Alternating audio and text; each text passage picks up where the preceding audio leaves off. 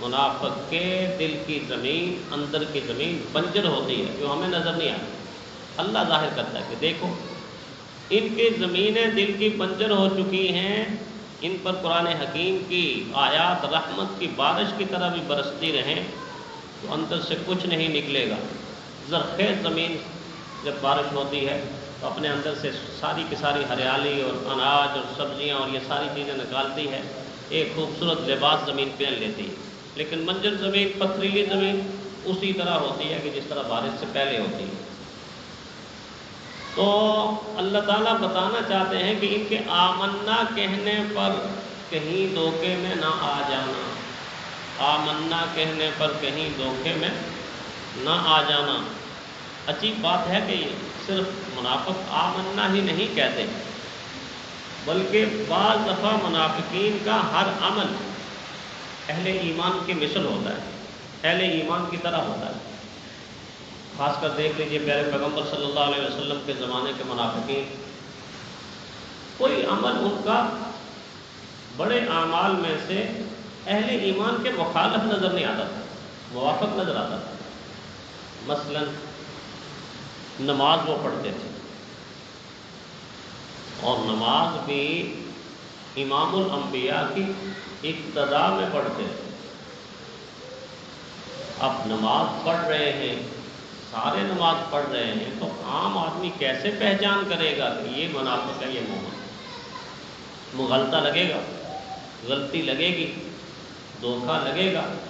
اسی دھوکے کو دور کرنے کے لیے اللہ تعالیٰ اتنی تفصیل بتا رہے ہیں کہ سمجھو جانو اچھی طرح پرکھ لو کون لوگ ہیں کہ جو نیکی کے نام کے اوپر مسلمان اور اہل ایمان کو دھوکہ دیتے ہیں۔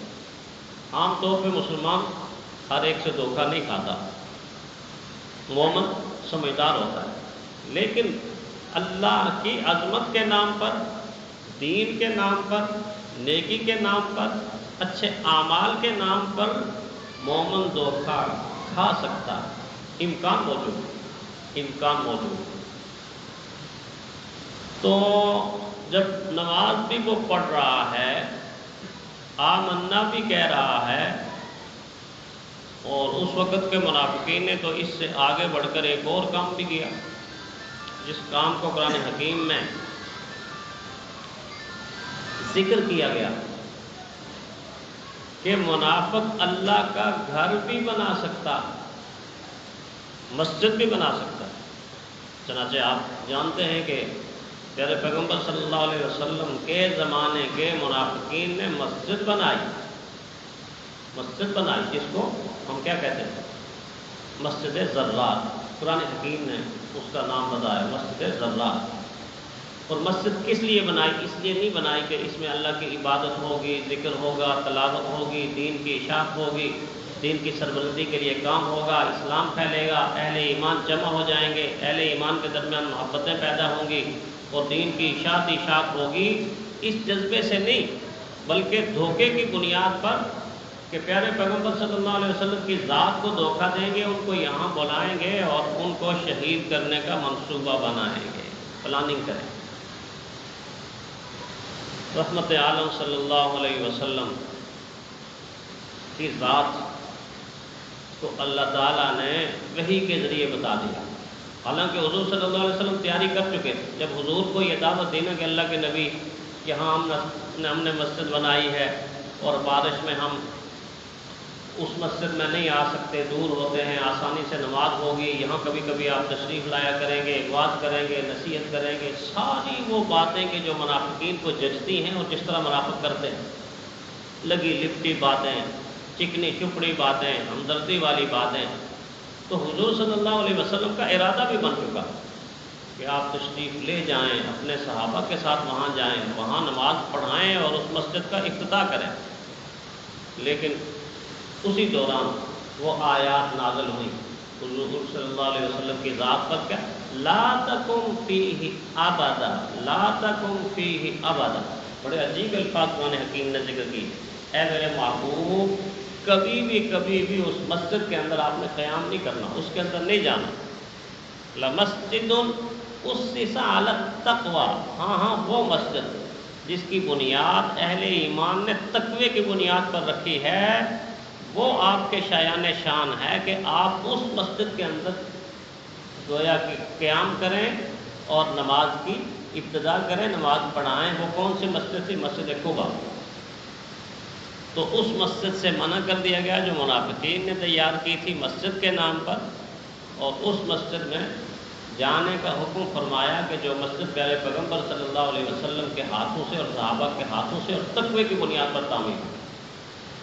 یہ مثال اس لیے دی کہ آنے والے زمانے میں بھی مساجد کا کردار دیکھا جائے، مساجد کا کردار دیکھا جائے کہ اگر مسجد کے اندر دین کی اشاعت ہو رہی ہے، امت کی خیر کی بات ہو رہی ہے، امت کی بھلائی کی بات ہو رہی ہے، لوگوں کو جوڑنے کی بات ہو رہی ہے، سچے اور کھرے دین کی بات ہو رہی ہے، قرآن حکیم کی تعلیمات ہو رہی ہیں، رحمت عالم صلی اللہ علیہ وسلم کی سنت سے لوگوں کو شناسائی دی جا رہی ہے، لوگوں سے ہمدردی، اخوت، محبت اور بھائی چارے کا ماحول پیدا کیا جا رہا ہے، تو یہ مسجدیں ہیں کہ جن کی بنیاد پر جن کی بنیاد تقوی کو، جن کی بنیاد کا اصل مقصد یہ ہے، مسجد کی بنیاد کا اصل مقصد یہ ہے کہ لوگوں کے ایسے فائدے کی جگہ کہ ٹوٹے ہوئے دل آئیں تو جڑے ہوئے دل بن کر چلے جائیں، نفرت بھرے دل آئیں تو محبتیں لے کر چلے جائیں،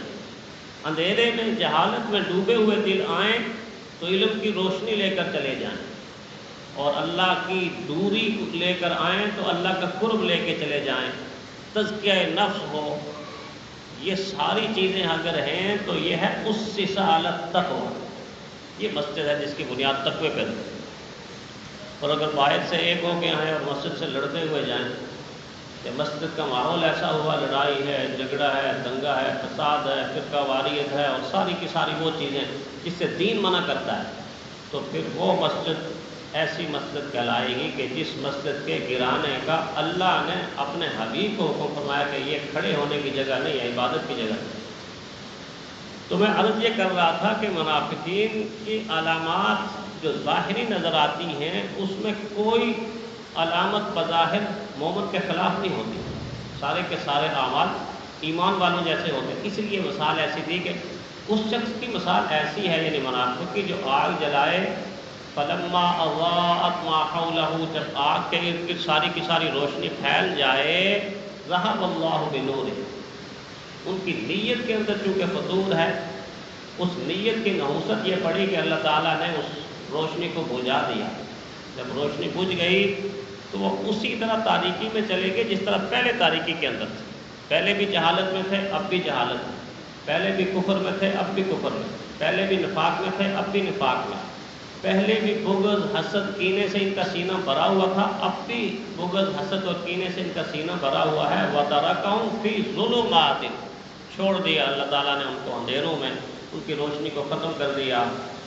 فرمایا لا یبصرون، یہ دیکھ نہیں پاتے۔ پھر تین صلاحیتوں کا ذکر کیا جو اللہ کی بڑی نعمت، بہت بڑی نعمت اللہ کی۔ کیا نعمت ہے؟ یہ جن کانوں سے آپ سن رہے ہیں یہ اللہ کی بڑی نعمت۔ اگر ان کانوں کے اندر سماعت نہ ہو تو اس وقت میں بول رہا ہوں، مائک میں بول رہا ہوں، اس سے اونچا مائک بھی لا کے اگر میں بول جاؤں تو جس بندے کے کان میں سماعت نہیں ہے وہ ایسے ہی دیکھ رہا ہوگا کہ جیسے امام صاحب کے ہونٹ حرکت کر رہے ہیں، زبان حرکت کر رہی ہے، اس کو کوئی پتہ نہیں میں کیا کہہ رہا ہوں۔ بہت بڑی نعمت ہے قوت سماعت، سننے کی طاقت، بہت بڑی نعمت۔ دوسری نعمت کیا ہے؟ زبان سے گفتگو کرنا، بات چیت کرنا۔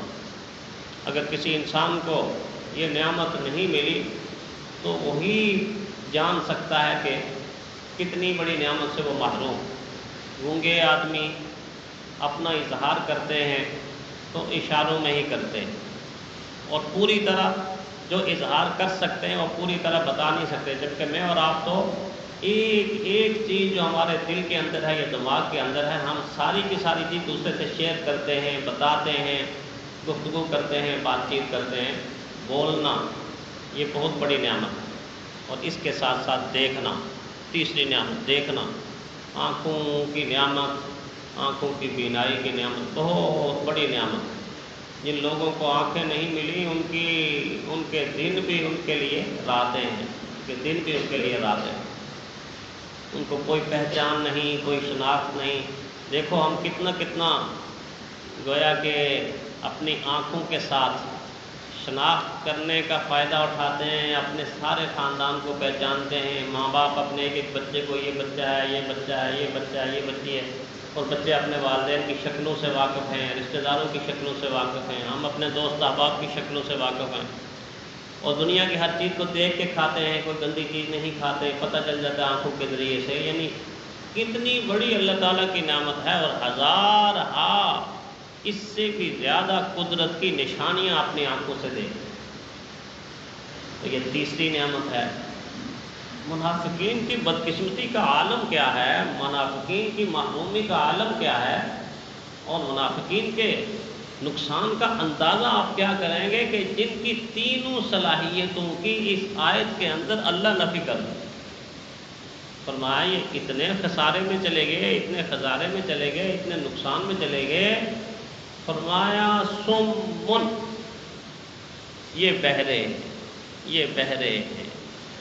بات بعض دفعہ سمجھ نہیں آتی، اللہ بہرے کیسے ہیں، یہ تو سارا کچھ سنتے ہیں جو ہم ان کو بتاتے ہیں۔ فرمایا یہی تو باریک سا فرق ہے جو میں سمجھانا چاہتا ہوں، مجھے پتا ہے کہ آپ باریکی بات نہیں سمجھ سکتے، میں آسان کر کے سمجھاتا ہوں۔ اللہ کہتے ہیں یہ دنیا کی ہر چیز اور ہر فائدہ سمجھتے ہیں، لیکن آخرت کا فائدہ نہیں سمجھتے، آخرت کا فائدہ نہیں سمجھتے۔ آپ آخرت کے بارے میں باتیں کر کر کے ان کو سمجھائیں گے، ایسا آپ کو خود محسوس ہوگا کہ یہ واقعی بہرے ہیں، ان کی سماعت کام ہی نہیں کر رہی، ان کے پلے کوئی بات نہیں پڑے گی۔ بکمن، گونگے ہیں۔